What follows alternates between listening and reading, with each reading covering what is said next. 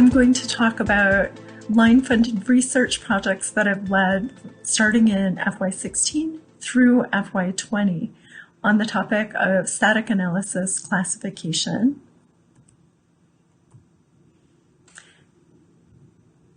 Each project in those 5 years of research have built on tools and techniques developed from the previous project.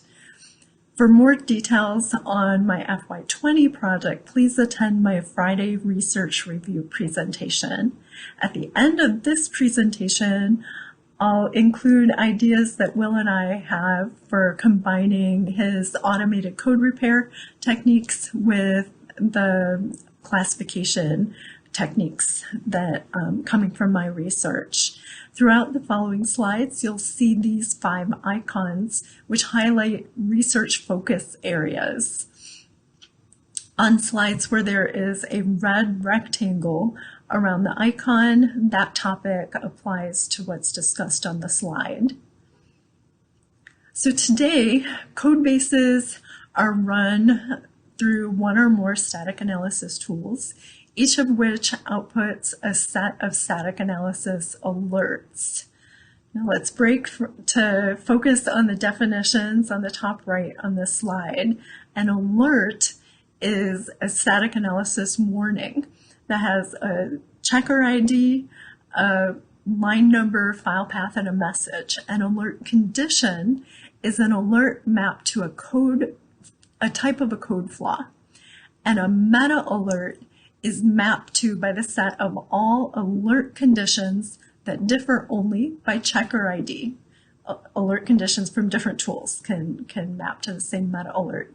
In this in all of my projects, we do adjudication true false and automated classification at the meta alert level. So back to the figure on this slide. So today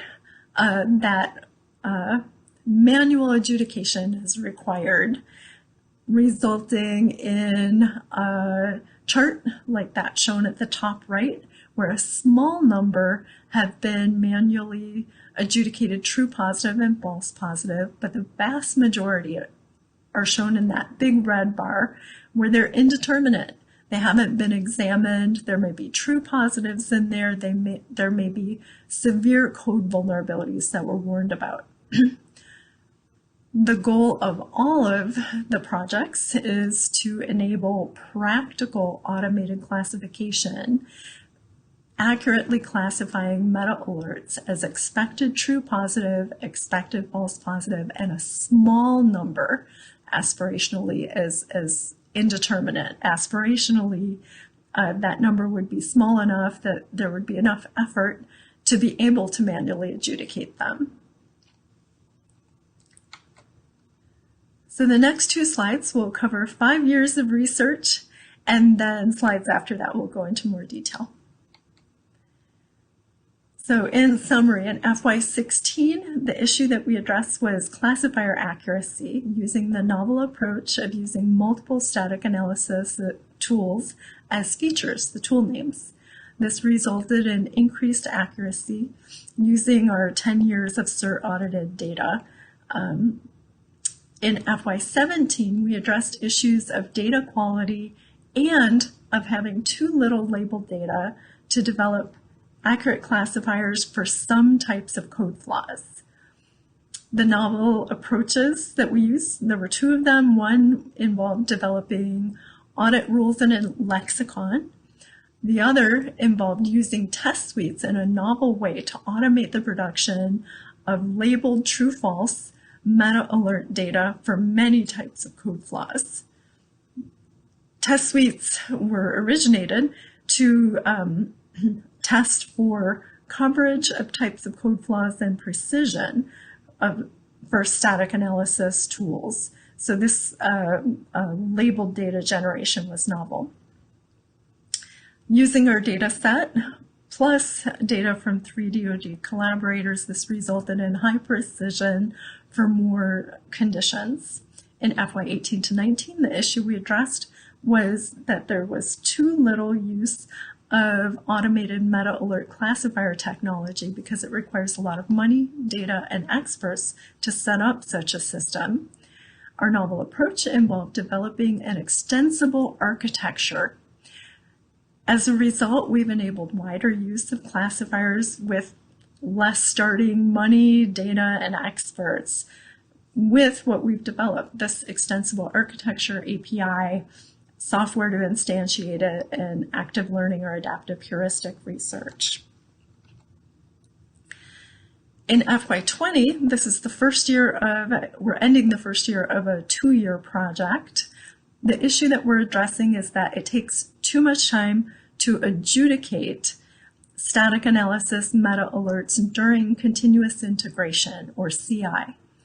The novel approach involves using classifiers during CI builds with precise cascading, which I'll describe later, and using additional features, including CI/CD features, semantic features, and more in some active learning research. We have a lot of results from this year so far, including a design for CI scafy system integration, some empirical results on diff-based cascading, which I'll detail later. So one of our initial research focuses involved developing an audit lexicon and rules to improve data quality. Developing classifiers starts with selection of a candidate code bases for evaluation. Then static analysis and other tools are run on the code bases. We convert that data to meta alerts and associated data, and humans evaluate. They make adjudications on some of the meta alerts. Then the labeled training data is used to build machine learning classifiers that predict true and false on the remaining meta alerts that haven't yet been manually adjudicated. But back up, what do true and false mean? And are there other determinations that could be used? So in examining the research literature and the industry literature, it turned out that there was no widely accepted auditing lexicon and auditing rules. For example, one of our collaborators used true to indicate that the code flaw indicated, like CWE 190, actually did occur at that point in the code. Another collaborator used the determination true to indicate that something was wrong at that line in the code, even if it was different. However, inconsistent assignment of audit determinations like true harms the quality of the classifier. So we developed this lexicon and auditing rule set. It includes a set of auditing rules to help auditors make consistent decisions in commonly encountered situations as well as corner cases. Next, I'll talk about classifier development data and tools that we've developed in architecture. So SCALE is a static analysis meta alert auditing framework that has been developed by the SEI for about 10 years. It has a GUI front end for examining meta alerts and associated code, and meta alert adjudications and other data are stored in a database. We use it for research projects. I've used it throughout this 5 years. We enhance the framework with features for research, and collaborators use it on their code bases. And then us researchers analyze the audit data. One of the important features that we added is an archive sanitizer that enables especially DoD collaborators to share data that might have some sensitive fields.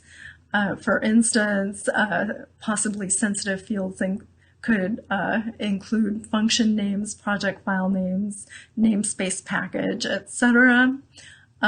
We anonymize these fields using a SHA-256 hash with a salt that the collaborator keeps the salt private to keep it a one-way secure hash, yet enable us to analyze the features correlated with meta alert confidence for classifier development and application. Data, CERT audited data is something we've used for classifier development. We have about 7,500 audited meta alerts plus data from 3 DoD collaborators. When we analyzed our CERT audited data archives, we found that although we had 382 CERT rules at the time, we only had labeled true-false data for about 158 of those. And furthermore, for many of those rules that we did have data for, it was only one way, only true or only false. All of that harms the ability to create good classifiers. So that motivated my idea to use test suites in general to generate labeled data. Our initial generation of about 38,000 labeled alerts was a big savings. A manual audit of any 38,000 meta alerts from natural, not test suite programs is estimated to take about 1,200 hours using 117 seconds per meta alert audit taken from the Google Find Bugs Fix It large study. However, it would be unlikely that that set of meta alerts would cover many of the code flaws that are covered by the Juliet test suite because it was created to specifically cover many flaws. And further, we needed both true and false labels for classifiers. So realistically, a hugely larger amount of effort would be required to develop so much data. Now let's talk about the scafy modular architecture that we developed starting in FY19 that enables static analysis meta alert classification.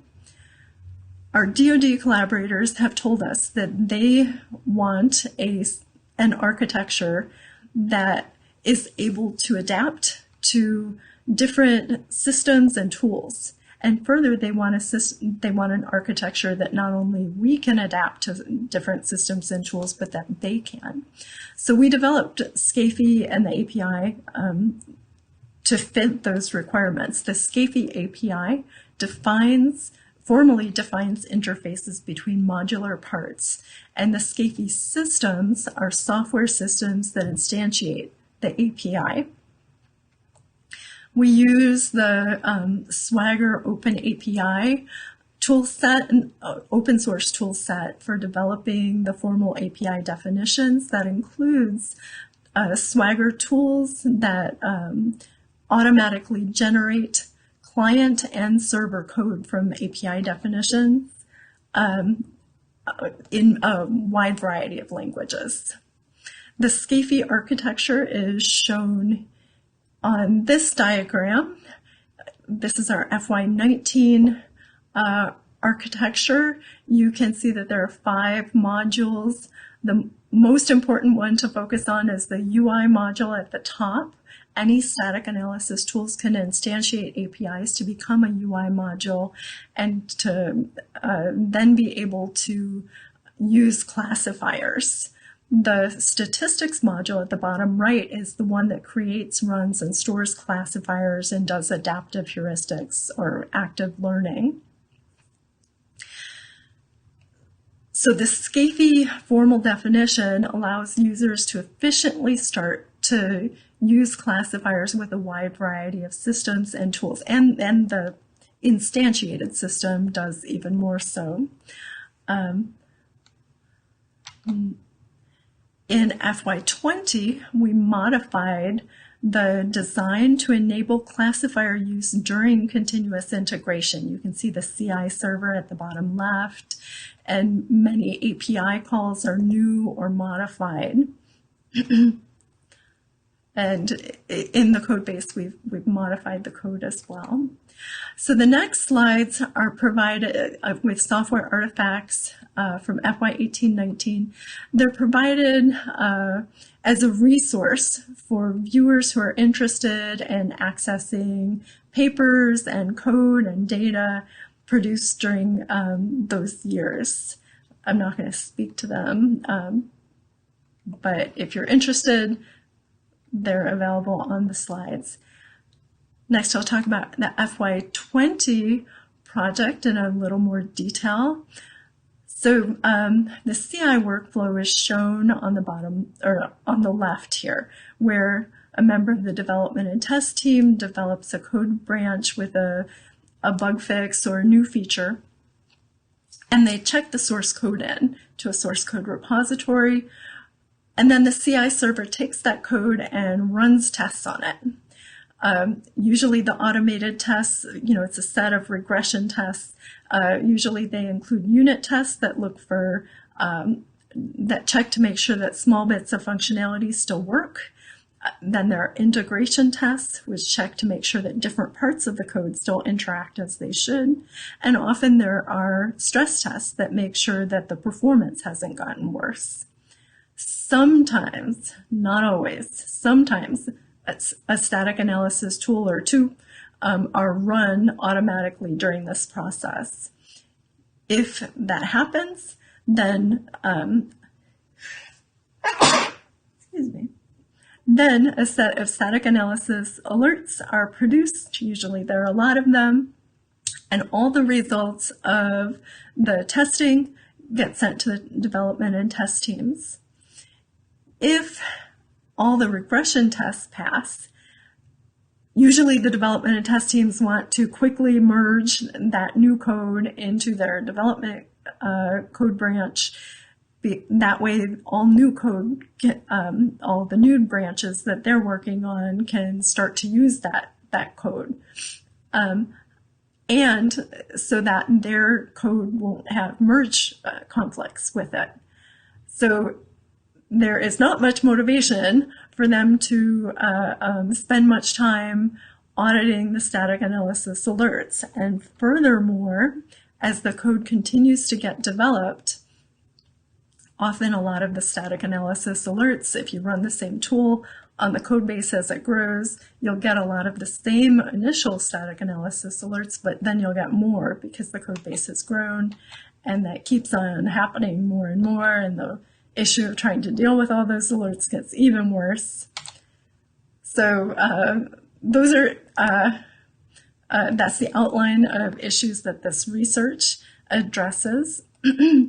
One of the aspects that we're working on in FY 20 to 21 involves precisely cascading adjudications from previous code versions. When you run the same tool on different code versions, you get sets of alert conditions from each. If there were manually made adjudications false positive previously, then the question is, how do you match the meta alerts? How do you decide which false positives should cascade forward? If you do it imprecisely, using just file-based and syntax-based cascading, you may incorrectly cascade too many false positives and miss a true flaw that was warned about and mislabel it. That not only can make you miss that flaw, but it also can harm your classifier results based on that labeled data. So in FY 20, we've generated data using diff-based cascading, imprecise cascading on an open source code base. And in FY 21, we'll compare that to precisely cascaded data. We've released multiple API and software artifacts during FY 20. The reason that we've done so many releases is because we want to get feedback from collaborators as soon as possible as we're developing to improve our systems. Detail on the select artifacts and links to various artifacts, including presentations and papers, are provided here. We invite you to collaborate, especially DoD organizations that do CI development. I need you to test our tooling. The current collaborators test, but they're not doing CI development themselves. The full system implementation release is currently limited to only the DoD. CI testing does not have to include data sharing. If you're interested, please contact me. We support deployment and testing. The release system is containerized, and we have configuration files that make for easy modification of ports, URLs, host names to ease integration in a wide variety of systems. It comes with extensive documentation. We've expanded that a lot this year. And part of the FY21 project is designed specifically to help collaborators use the system. If you could help us get labeled data, we'd be grateful for that as well. The next slide provides self-training resources for auditing meta alerts. In the near time frame, the public can use and review the scafy API and the scafy scale module we just released on September 30th, the scafy version of Scale on GitHub. It's a scafy scale branch. And DoD collaborators will continue to test and provide feedback throughout FY21. Beyond that, we hope that we'll be able to make design improvements for transition to improve performance and to harden security and to add to scalability. And in the long term, we hope that this research will enable practical automated classification for more secure software at a lower cost. My FY20 project team is here. And for more information, please contact us here. Next, I will talk about Will's and my ideas for combining meta alert classification with automated code repair. So let's see. So there are two options for using ACR in this combination that we're talking about. So they're both the green boxes. Both of the green boxes show those. So looking at this figure, please look at the top where you see the source code. And just to the left of that, let's say a new feature development or bug fix gets merged into the source code. Right after that, you have the option 1 of doing automated code repair. If you use that option, you make all possible automated repairs. This has a worse runtime overhead than option 2, but better safety.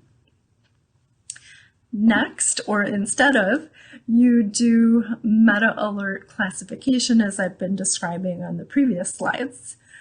Run static analysis and other tools, run your classifier, do active learning. Then your system splits the results into 3 categories: expected true positive, expected false positive with a high confidence, and indeterminate of prioritized meta alerts. And then split off a 4th category of high priority expected true positives that you're able to make automated repairs on. So here we do option 2, where you only repair higher priority meta alerts. This has less runtime overhead, but it might leave unfixed vulnerabilities. For the expected true positive with high confidence, those that can't be automatically repaired, those go directly to manual code repair to a developer who works on them in parallel. For the ones that are indeterminate, those are prioritized and taking each from the top. The human adjudicator adjudicates true or false.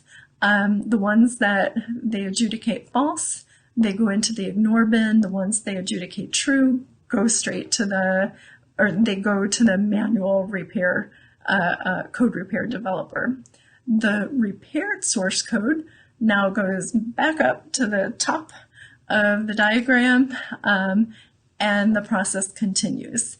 One vertical flow could happen in this diagram could happen during one continuous integration build cycle, where the system cycles until the build passes and then repeat each build. Or it could happen, or a vertical flow could happen during a code security analysis and fix. So Combining such systems is a concept that Will and I envision. However, research and testing would be required to develop a practical automated or practical integrated system. Now we welcome your questions about this combined research, about Will's research on its own, or about my research on my own.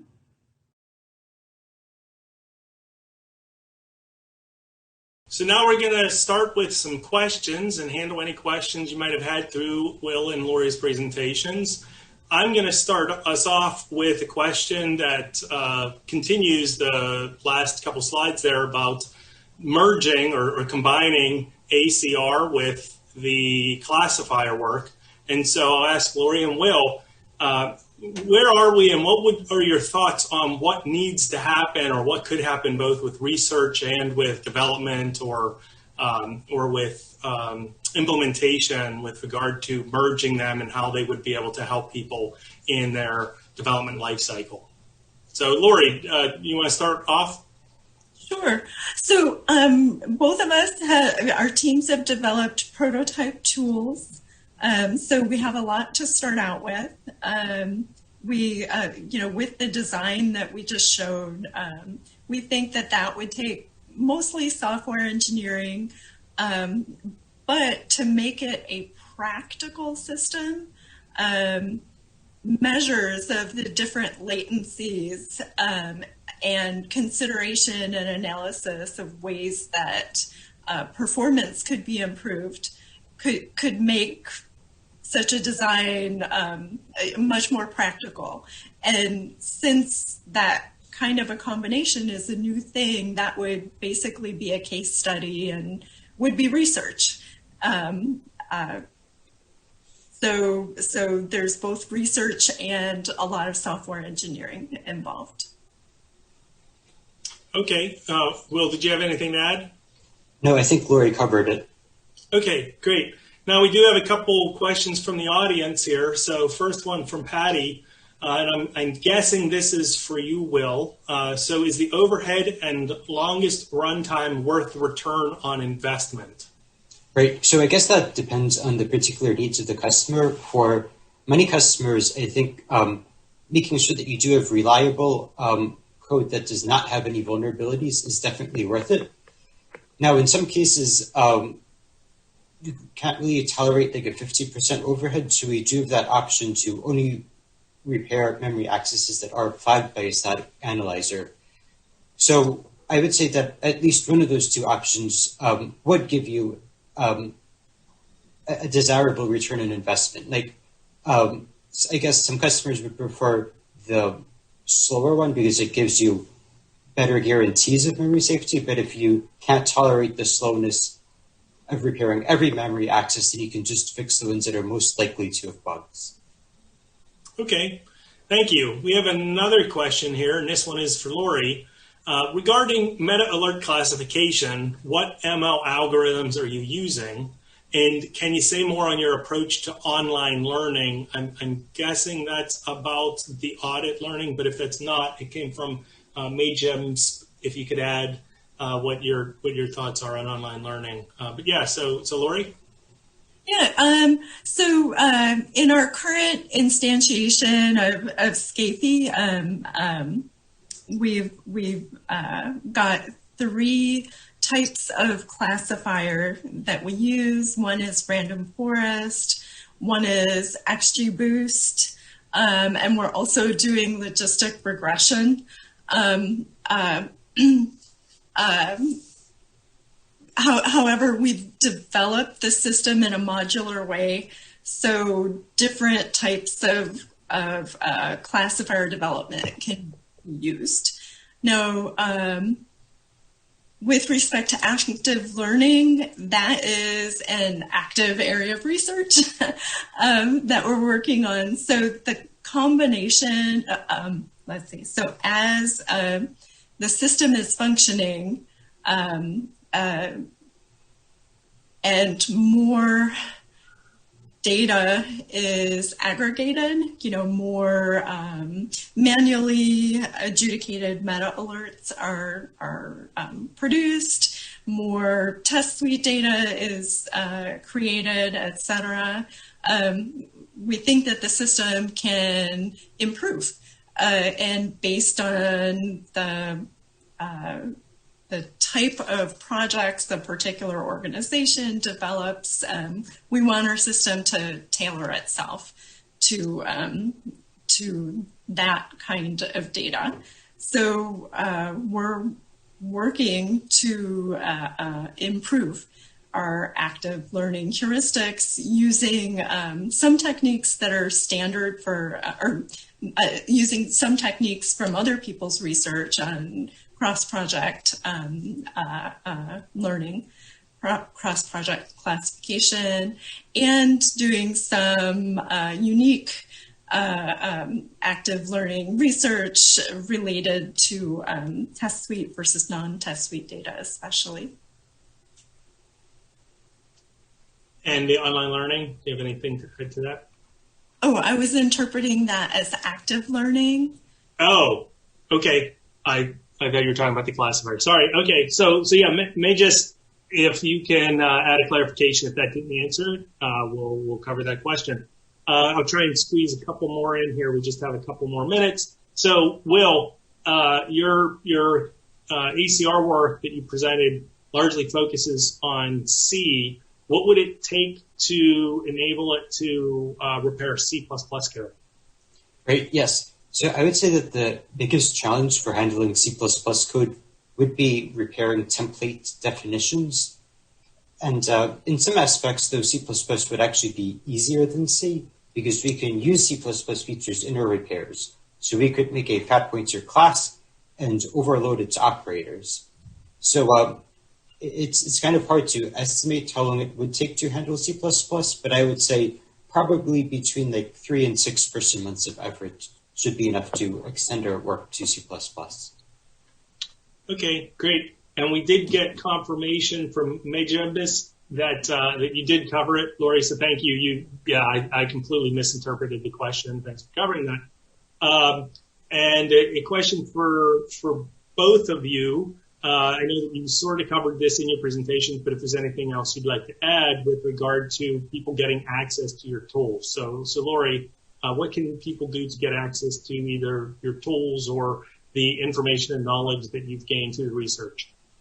Okay, great. So let's see, for the full scafy system, with the 5 modules and everything, currently we're only allowed to release that to DoD collaborators. So if you're DoD, just ask me for it, and I would be so happy to have you use it, test it. Right now, parts of the rest of our system we can release publicly on SEI's GitHub, public GitHub. We have the full scafy, the full scale system, which is the separable user interface module for adjudicating medical alerts without the classifiers. But it's got the API calls for the rest of the scafy system, and we've published our scafy API. So automated code generation can help folks to develop the rest of the code system, develop the rest of the scafy system on their own for the other 4 modules.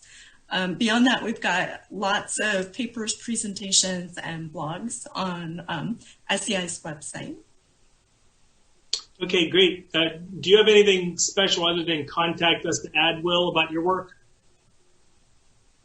No, I think if anyone would like to have the ACR tool, just contact me at the email address shown on the slide, the info@sei.cmu.edu email address, and I'd be happy to share the ACR tool. Great, thanks. You actually took my wrap up, which was, yes, as Will just said, if there's anything further that you'd like to get information on, contact us at info@sei.cmu.edu. And I hope you enjoyed the presentations and the QA. And thank you very much. Have a great rest of the day and enjoy the research review. Take care.